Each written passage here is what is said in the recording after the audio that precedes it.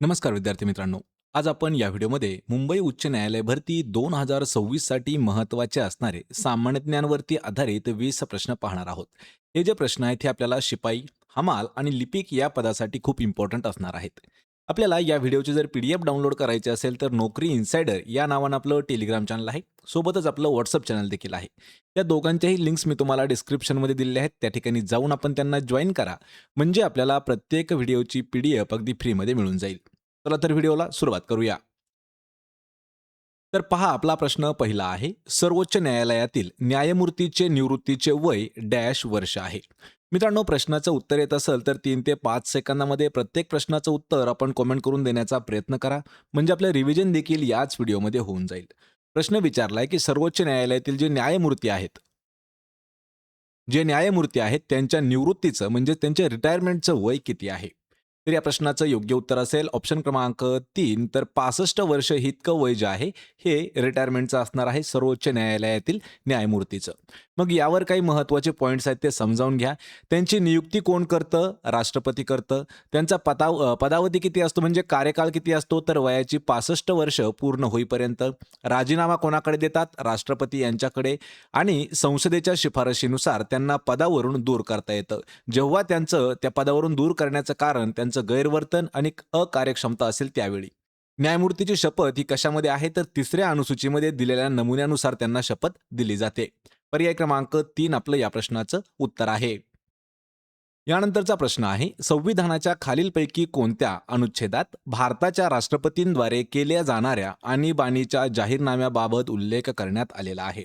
प्रश्न खूप महत्त्वाचा आहे. आत्तापर्यंत आपल्याला 6 वेळापेक्षा जास्त वेळा प्रश्न विचारण्यात आलेला आहे. संविधानाच्या खालीलपैकी कोणत्या अनुच्छेदात भारताच्या राष्ट्रपतींद्वारे केल्या जाणाऱ्या आणीबाणीच्या जाहीरनाम्याबाबत उल्लेख केलेला आहे. तर या प्रश्नाचं योग्य उत्तर असणार आहे ऑप्शन क्रमांक 4 तर अनुच्छेद 352 मध्ये त्याचा उल्लेख केलेला आहे. पर्याय 4 उत्तर होईल आपलं 352. यानंतरचा प्रश्न आहे भांडवलाच्या वेळी ज्या दराने केंद्रीय बँकेकडून व्यावसायिक बँकांना पैसे कर्जाऊ दिले जातात त्या दराला काय म्हणतात?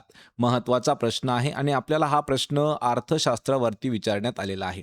हा प्रश्न यापूर्वी आपल्याला एमपीएससीच्या प्री एक्झाममध्ये सुद्धा विचारण्यात आला होता. भांडवलाच्या वेळी ज्या दराने केंद्रीय बँकेकडून व्यावसायिक बँकांना पैसे कर्जाने दिले जातात त्या दराला काय म्हणतात? तर त्याला म्हटलं जातं पहा रेपो रेट म्हणजेच रेपो दर हे आपलं योग्य उत्तर होणार आहे. पर्याय क्रमांक 1. यानंतरचा प्रश्न आहे आयसीसी पुरुष T20 विश्वकप 2026 यावर्षी कोणत्या संघाला स्पर्धेसाठी बंदी घालण्यात आली होती? महत्त्वाचा प्रश्न आहे जो आत्ताच आपला T20चा वर्ल्ड कप झालेला आहे मेन्ससाठी. तर त्यामध्ये लक्षात ठेवायचं एक जो संघ आहे क्रिकेट संघ तो बाद करण्यात आलेला होता किंवा त्या संघावरती बंदी घालण्यात आलेली होती. तर तो संघ होता पर्याय क्रमांक 4 तर बांगलादेश या संघाला T20 विश्वचषक 2026 मध्ये बंदी घालण्यात आलेली होती. पर्याय 4 आपलं या प्रश्नाचं योग्य उत्तर होईल. आणि याच्या जर आपल्याला विजेता पाहायचा असेल 2026च्या T20चा तर भारत जो आहे म्हणजे इंडिया जो आहे तो विजेता संघ ठरलेला आहे. मग या ठिकाणी मला आपण कमेंट करून सांगा की जो रनरअप संघ आहे म्हणजे दुसऱ्या क्रमांकावरती असणारा जो संघ आहे तो कोणता होता?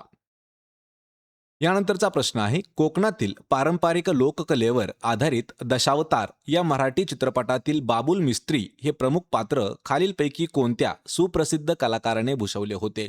महत्त्वाचा असणारा प्रश्न आहे आणि हा जो दशावतार मूव्ही आहे हा थोडंसं याचे पोस्टर वगैरे खूप फेमस झालेले होते त्यामुळे आपण हा प्रश्न घेतलेला आहे. कारण हा प्रश्न 2026 मध्ये जी पोलीस भरती सध्या झालेली आहे फेब्रुवारी महिन्यामध्ये तर त्यामध्ये विचारण्यात आलेला हा प्रश्न होता. कोकणातील पारंपरिक लोककलेवर आधारित असणारा जो मूव्ही आहे दशावतार तर हा मराठी चित्रपट आहे आणि यातील बाबुल मिस्त्री हे जे पात्र आहे त्या चित्रपटातील प्रमुख पात्र आहे तर ते कोणत्या सुप्रसिद्ध कलाकाराने भूषवलं होतं? तर त्यांचं नाव आहे ऑप्शन क्रमांक 3 तर दिलीप प्रभावळकर यांनी बाबुल मिस्त्री यांचं पात्र साकारलेलं होतं. पर्याय 3 आपलं या प्रश्नाचं उत्तर आहे.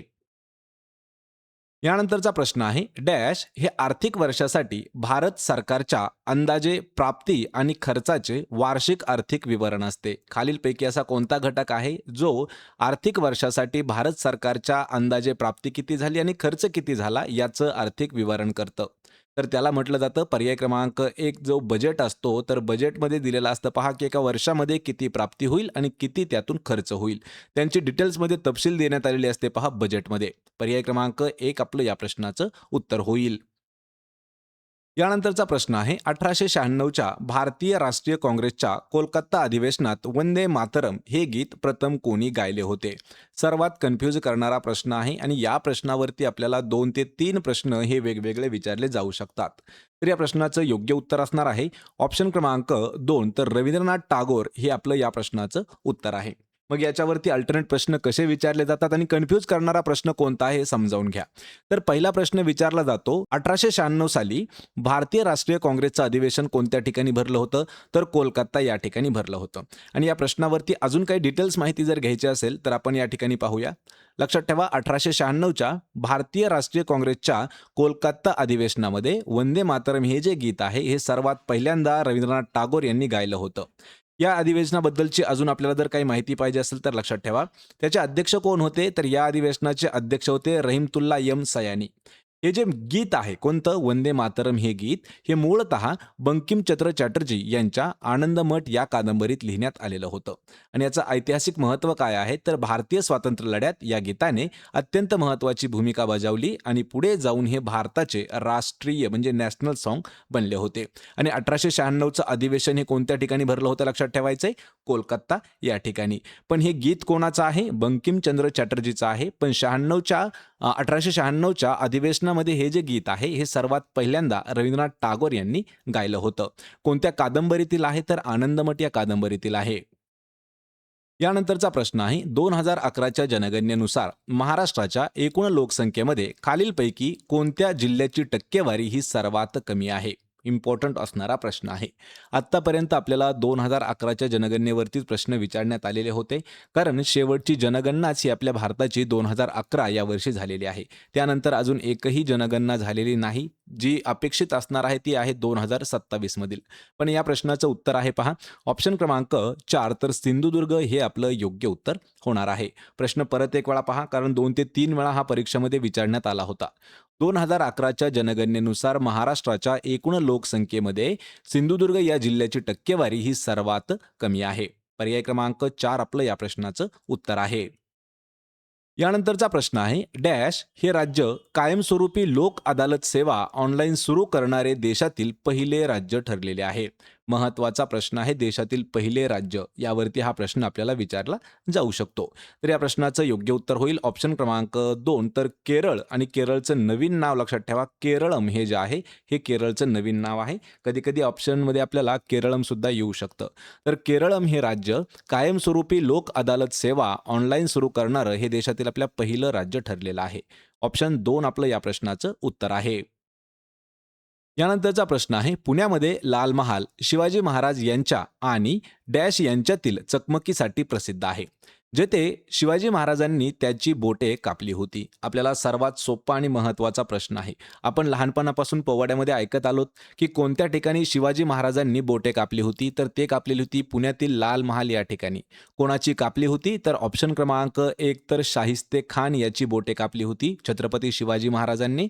कोणत्या ठिकाणी तर पुण्यामधील लाल महालात. या प्रश्नाचं उत्तर असणार आहे पर्याय क्रमांक 1. यानंतरचा प्रश्न आहे डोळ्यात प्रवेश होणाऱ्या प्रकाशाचे प्रमाण नियंत्रित ठेवण्यासाठी कोणता भाग उपयुक्त असतो? सर्वात महत्त्वाचा प्रश्न आहे विज्ञान घटकावरतील. आपल्याला हा प्रश्न विचारण्यात आला होता पहा आरोग्य भरतीसाठी 2021 या वर्षी हा प्रश्न विचारण्यात आलेला होता. डोळ्यात प्रवेश होणाऱ्या प्रकाशाचे प्रमाण नियंत्रित ठेवण्यासाठी जो बाहुली आपण त्याला म्हणतो म्हणजेच काय तर ऑप्शन क्रमांक 3 जी डोळ्याची बाहुली किंवा जे बुबुळ असतात हे त्याचं उपयुक्त काम आहे. पर्याय 3 आपलं या प्रश्नाचं उत्तर आहे.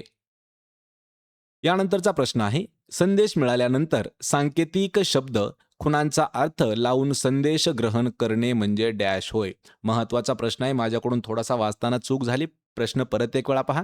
संदेश मिळाल्यानंतर त्यातील सांकेतिक शब्द आणि खुणांचा अर्थ लावून योग्य अर्थ लावून त्या संदेशाला वाचन करणं म्हणजे काय होय? तर या प्रश्नाचं योग्य उत्तर असणार आहे ऑप्शन क्रमांक 3 त्याला डिकोडिंग असं म्हटलं जातं.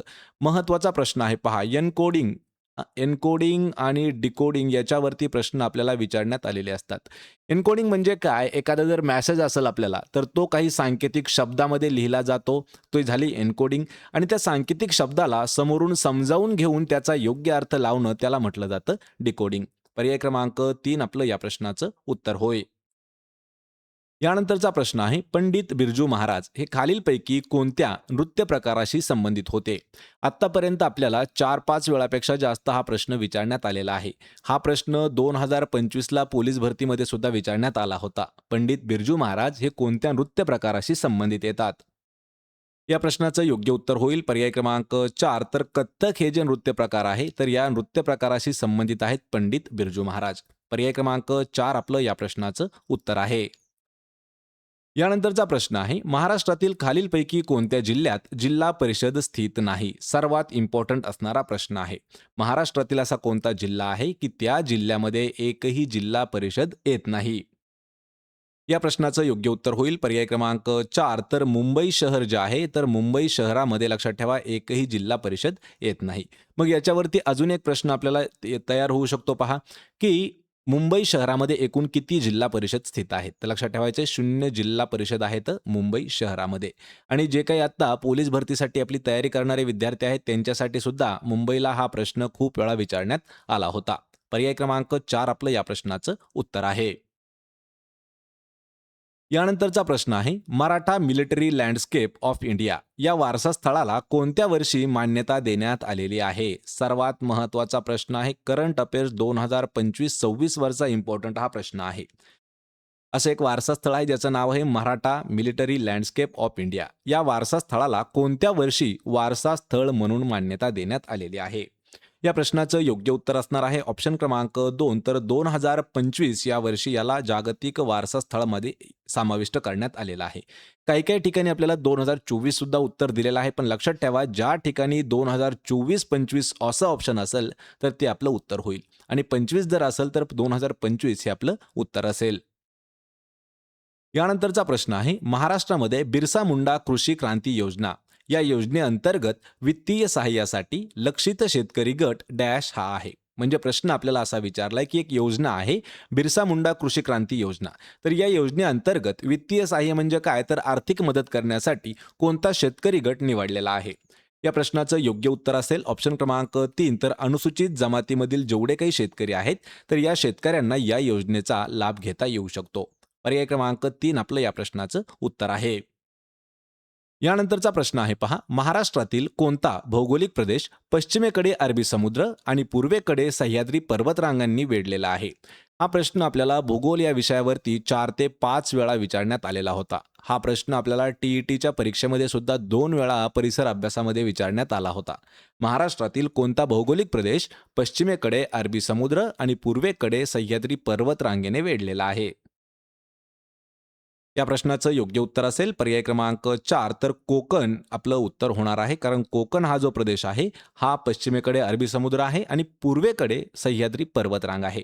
पर्याय 4 आपलं या प्रश्नाचं उत्तर आहे. यानंतरचा प्रश्न आहे स्वातंत्र्यवीर सावरकरांनी स्थापन केलेल्या अभिनव भारत या संघटनेचे मूळ नाव काय होते? सर्वात इम्पॉर्टंट असणारा प्रश्न आहे. प्रश्न असा देखील विचारला जातो की अभिनव भारत ही संस्था किंवा ही जी संघटना आहे ही कोणी स्थापन केली? तर वि. दा. सावरकर म्हणजेच विनायक दामोदर सावरकर त्यांना स्वातंत्र्यवीर सावरकर म्हणतो.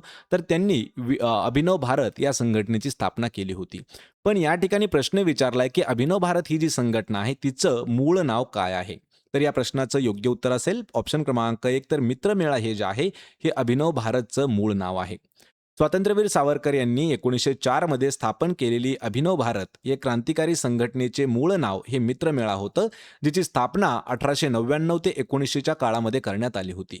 नाशिक या ठिकाणी स्थापन झालेल्या मित्रमेळा या संघटनेचं पुढे 1904 मध्ये अभिनव भारत असं नामांतरण करण्यात आलं होतं. पर्याय 1 आपलं या प्रश्नाचं उत्तर आहे. यानंतरचा प्रश्न आहे 1826 मध्ये पुणे जिल्ह्यातील रामोशींनी ब्रिटिश विरुद्ध कोणाच्या नेतृत्वाखाली बंड पुकारले होते? सर्वात इम्पॉर्टंट असणारा प्रश्न आहे. पोलीस भरतीमध्ये हा प्रश्न आपल्याला 12 वेळापेक्षा जास्त विचारण्यात आलेला होता. रामोशींनी ब्रिटिशांविरुद्ध युद्ध पुकारलं होतं पण ते कोणाच्या नेतृत्वाखाली पुकारलेलं होतं? या प्रश्नाचं योग्य उत्तर होईल ऑप्शन क्रमांक 2 तर उमाजी नाईक यांच्या नेतृत्वाखाली 1826 या वर्षी पुणे जिल्ह्यातील रामोशींनी ब्रिटिश सरकारविरुद्ध एक बंड पुकारलेलं होतं. पर्याय 2 आपलं या प्रश्नाचं उत्तर होईल उमाजी नाईक.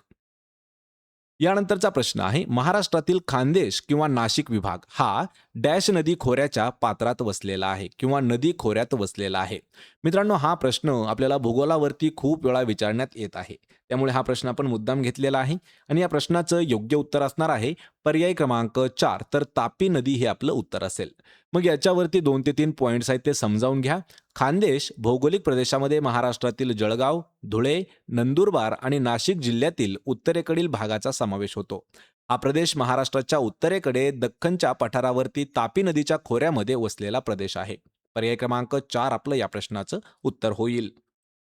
तर मित्रांनो, हे होते महत्त्वाचे 20 प्रश्न. आपल्याला या 20 पैकी किती प्रश्नाची उत्तरं देता आली हे मला कमेंट करून नक्की सांगा.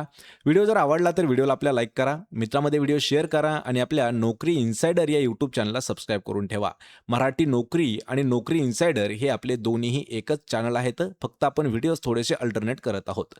आपल्याला या व्हिडिओची जर PDF डाउनलोड करायची असेल तर आपलं टेलिग्राम चॅनलसुद्धा त्याची लिंक मी तुम्हाला डिस्क्रिप्शनमध्ये दिलेली आहे. आपण भेटूया पुढच्या एका अशाच नवीन व्हिडिओमध्ये. तोपर्यंत जय हिंद, जय महाराष्ट्र.